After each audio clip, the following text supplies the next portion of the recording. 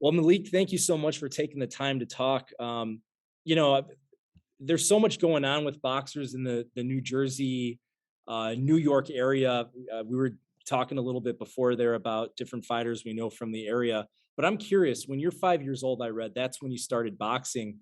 What made you as a 5 year old want to go into boxing in the first place? So originally, my dad used to be an amateur fighter, and he would always just bring me to the gym. And he noticed he was like that I would keep up with other adults in fitness classes, and I kind of just fell in love with just being in shape and working out. So then we started boxing, and I just fell in love with that like instantly. When you were a kid and you were, even before five, was there like a lot of boxing on the TV? Was it something that you kind of looked up to these guys at even from an early age? Not really. I mean, there Mhm. was some boxing here and there, but I kind of watch all sports: football, basketball. There's a little bit of everything. Mhm. And when you're coming through, that New Jersey, I mean, there's a lot of great fighters in that area. When did you start getting acquainted to some of the guys that are your contemporaries today in the pro game? Who are some of the names that you kind of grew up with? I mean, so when I first started fighting at 10, my first opponent was Vito Melnicki. You know, Yeah. that's my best friends now, and I train alongside him as well. But we soon joined gyms together, and I was training alongside Vito, Shakur Stevenson, or John Chance. Um, and there was pros in the gym as well, John Thompson. Uh, and I started training with them from 10 years old till I was 15. We traveled together, won multiple national championships together, so I was around greatness, my whole amateur career. When you guys are kind of going through that experience together, even though it's an individual sport, there's only you in the ring, against your opponent. Did it almost feel like you had a team, coming through this entire thing? And has that carried even into the professional ranks now? 100%. I mean, traveling as Team New Jersey, uh, we had to stick together, against, Cali would always come with a whole bunch of fighters. Texas would come with some tough fighters. So, cheering each other on, definitely helped us, pushing us to cut the weight, it definitely was helpful. I was reading, so I mean, you obviously had a standout amateur career. I think it was 7 amateur national championships. And then, you kind of hit that point where college comes into the fray. Do I have it correctly that you kind of stepped away from boxing for a couple of years? Yeah, I stepped away from the sport for a couple of years. I think it was in March in 2018 is when I stepped away, to focus on my college. But I've always stood in the gym. Like I was lifting Mhm. weights, I was running, I was always staying in shape. It wasn't like I completely just left fitness and boxing alone. I've always found myself coming back to the gym. So it wasn't like I completely left. I just wasn't competing. Was that a hard decision to come to, or was it something that was like, yeah, I'm going to do this, and I always have time for boxing? Or how did you come to that decision? Well, it was definitely a tough decision to stop, because I loved competing. I loved, the preparation for tournaments, and all of it. But I was thinking about more than boxing. I was thinking about life, because I Mhm. wanted to set up myself for the future. Because boxing, you can't box forever, you know. And I've seen boxers, make a lot of money and not make the right investments, and that's something I didn't want to do. I wanted to secure, a nice investment portfolio, and secure my life for after boxing as well. So did you kind of have it in mind, having seen what this game is like, and how shady sometimes the business side of things can be? I'll get my education, I'll have kind of like a fallback plan, and then did you have it in mind that you were going to pursue boxing like in the Mhm. intermediate league, like when you kind of knock down The those whole time it education was in goals? the back of my head to come back to the sport. Hmm. I just wanted to, focus on getting into college and getting those first few years out the way because those are the toughest. Hmm.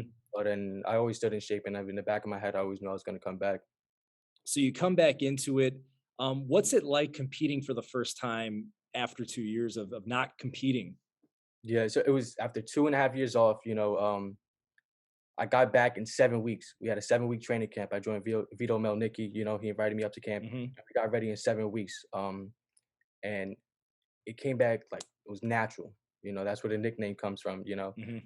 Sparring and everything came back to me. And just fighting in front of my home crowd in Jersey because as an amateur, I would always travel nationally, to fight in front of my home friends and family.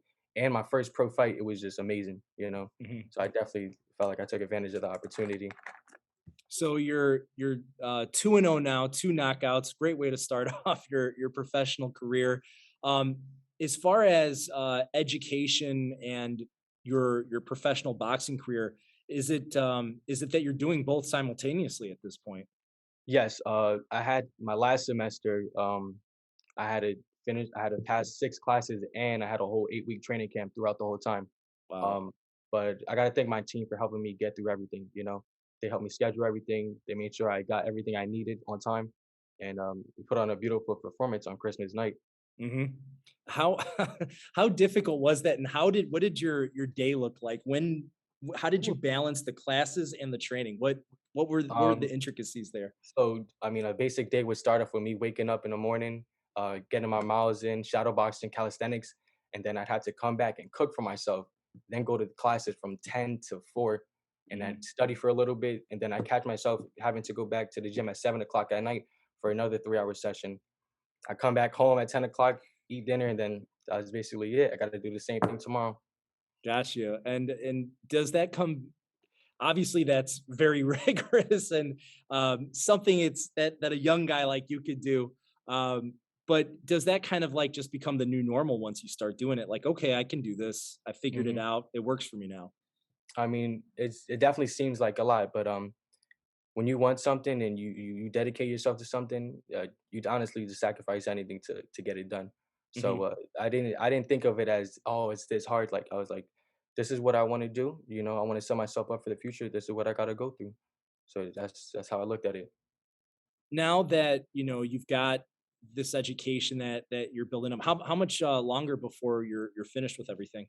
Well, I have to finish this semester and graduate in December at Wow. the end of this year. So after that, I'll be fully 100% focused on my professional career. Almost there, and congratulations for when that occurs. I mean, that's a big milestone and a big step and a big accomplishment. Do you Thanks. feel like business administration? Do you just feel like just the knowledge that you've acquired throughout your education has helped you now going into your professional career? 100%. It's business administration, and I also have a concentration in finance. So, Hmm. learning how to run a business and learning how to read the income statements and how everything should be coming in. Because I also want to run businesses with the money Hmm. I make. You know what I'm saying? So, just learning that perspective of it and just learning about business in general. So I mean, it's kind of like your own financial advisor, Right. in that scenario, and how not to get ripped off by other Right. people. Yeah. One thing I found interesting. So your last fight in December, home crowd, you're on the same card as Vito, your longtime friend. Uh, it was a unique preparation for that fight. I said think I read that you were in a house with 3 other boxers living for a while. That What was was that for the like? first fight. That was Oh, for for my the first first fight. fight. Okay, got So you. that was the first one, 7-week training camp. I was in a house with 3 other fighters: Vito, Keyshawn Williams from DC, and Mhm, Nikki Patone from New Jersey as well. mhm, Um, and they all have a bunch of professional fights. And coming into this house, it was different. I mhm. didn't know what to expect. I was out of the boxing scene for a few years, and they welcomed me with open arms. We pushed each other each workout. You know, and it was amazing. It felt like a family in there. Reuniting back with Vito, it was amazing. We pushed each other, and we both won. So Whose idea was it to keep everyone for that camp together in one house? Vito, That's invited us crazy. all I mean, in. that's like kind of old school, when you like Yeah. read stories about guys in one kind of like bunkhouse together and they're all Mhm. working. Um, if you could kind of do that again, did you think it was beneficial kind of having that?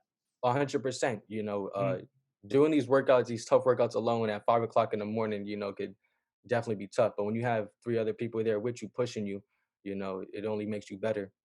mhm. Kind of looking at that, again, the people that we've talked about from New Jersey, even for your last fight in December and onward, um, Is it where like they're just kind of like a phone call away if you need something?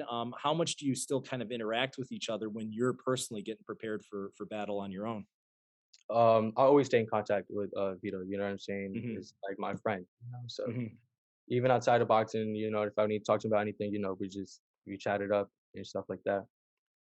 So you're 2-0, two KOs. What do you see this year holding for you as a professional boxer? What are kind of your expectations for how this is going to play out? Well, people should be expecting me to be back in the ring either in June or July. Hmm. But after that, I'm finishing my college career. I graduate in December, and in 2023 we should be picking up things and running. I hear you. So do you kind of feel like once that focus on education is completed, that's where you're going to start to see like an Yeah, uptick in activity? yeah, Gotcha. 100%. Probably be fighting every other month, and That's I'll be fighting as much incredible. as possible. Yeah, no doubt. Last question for me. You're a young guy. I mean, looking at your statistics and everything like that, you're fighting as a featherweight right now. Are you feeling good at that weight now, or do you have plans like to gradually increase that as you kind of move forward? I'm probably gonna go up as the years go, but I'm Hmm. definitely gonna start at 126. Hmm. I hear you. Well, Malik, it's been nice talking to you. It's an incredible story, and you're doing some great things. Not necessarily something that a lot of people have that willpower to go and do. I mean, really putting your education and your boxing and getting both in is very admirable. And you're almost there, and more power to Sure. you. Thank you.